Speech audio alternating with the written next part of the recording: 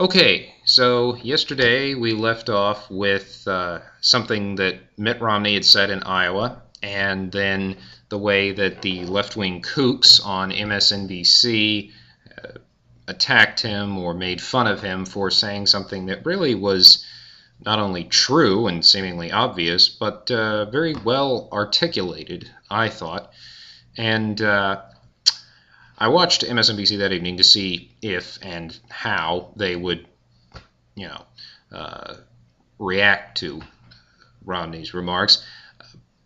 But I caught something on the tail end of that segment on Rachel Maddow that I played you a couple of clips from that piqued my curiosity, and it made me want to watch the Ed Show later that night. Well, that's an hour of my life I'll never get back, but I did, well, enough explanation. Just take a look at this. There was more than just Mitt Romney news in 2012 politics today. There was actually a ton of other 2012 Republican presidential action today, including one Republican candidate for president who called out Ed Schultz and me off the top of his head when nobody had asked about us. He brought us up because he is campaigning for the presidency by campaigning against Ed Schultz and me. Now, when I heard that, I thought, a candidate attacking Ed Schultz and Rachel Maddow? I wonder what that could mean. Rachel played a clip of the candidate. It was Rick Santorum that she was referring to, but then they didn't really discuss it the rest of the program. Ed Schultz, however, did mention it on his program, and here's a clip of what Santorum said, and then part of Ed's reaction. Time around. Take a look at what Rick Santorum said in Iowa today. We have to remind Americans we're about and not be ashamed of it. I'm not ashamed of it. I say it in front of NBC every day, and if you can say it in front of NBC every day.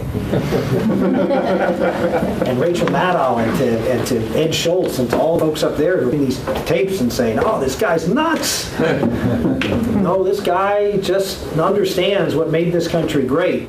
What made this country great? Well, you know what, former Senator Santorum, I tried to do my part. I'm sorry, Ed, I'm going to have to cut you off there and just point out that it really didn't sound like Rick Santorum was attacking anybody. He was just saying that he's not afraid to go on before the cameras on NBC, these shows hosted by people who think he's nuts, and say what he believes in, and say, I'm not ashamed of what I believe in, this is what I believe, and I know what makes this country great. Really nothing, it's really nothing controversial about that, but it seemed to rub Ed Schultz the wrong way. Just listen to this. Senator Santorum, I'll give you the respect of calling you senator, even though you got booted out of Pennsylvania. You should be ashamed. You should be really ashamed, because he stands, my friends, with the bankers in Wall Street. I'm not ashamed to stand with the people who are under attack by the conservatives in this country, like Santorum and his policies. So when I saw that piece of tape come into the shop today, I thought, well, maybe I better go down the street, because I saw these folks out there this morning when I got back to New York from Orlando after talking to some union workers. I came back and I said, I think I'm going to take a camera and go down the street and stand with these great Americans and ask them if they deserve to have their voices heard and they know what makes America great. Okay, a couple of things.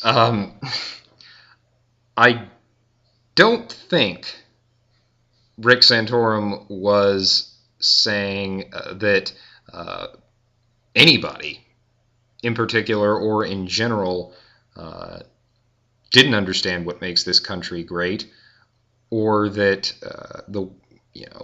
American workers don't deserve to have their voice heard, or he seems to be broadening the scope from Santorum to the entire Republican Party now, but I haven't heard anybody in the Republican Party say that workers don't have a right to have their voice heard. So this is just, Ed's really flying off the handle. But here's where it gets good. So he goes out to the streets to, well, just check this out. Says that he's not ashamed to say what he's for in America, that he's not ashamed to talk about what he thinks makes America great.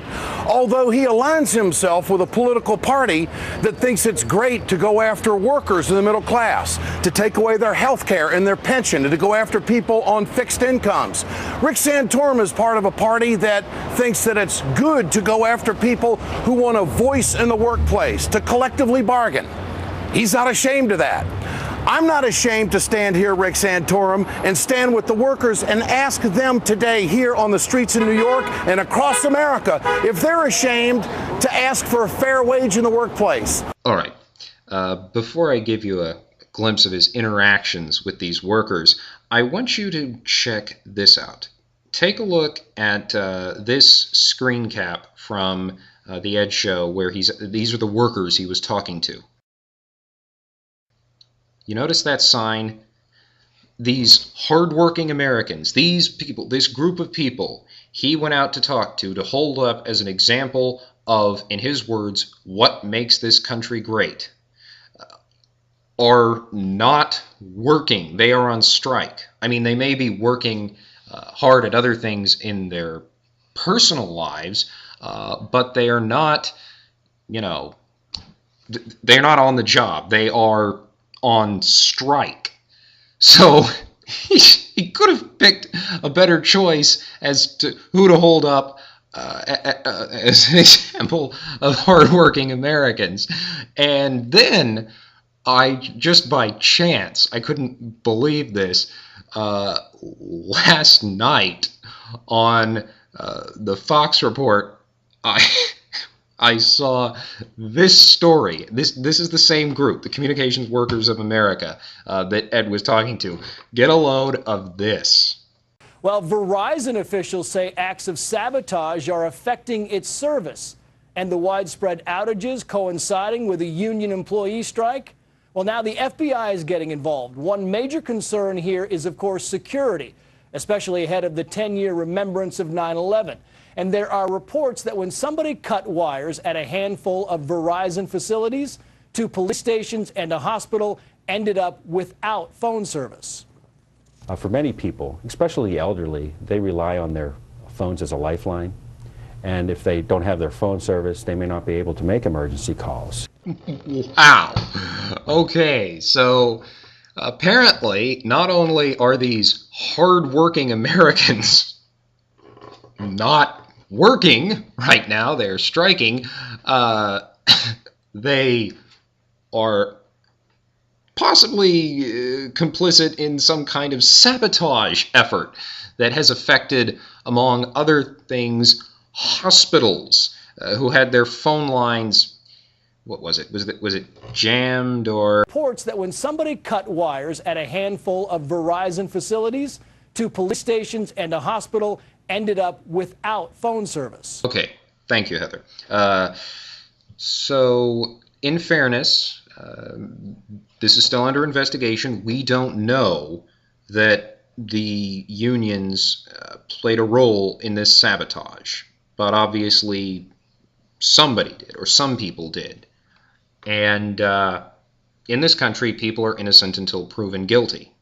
But that's in the criminal justice system. I'm free to sit here today and blame these union thugs for everything that has gone wrong with Verizon's phone systems. But I won't do that. I will, however, invite you to consider this perspective.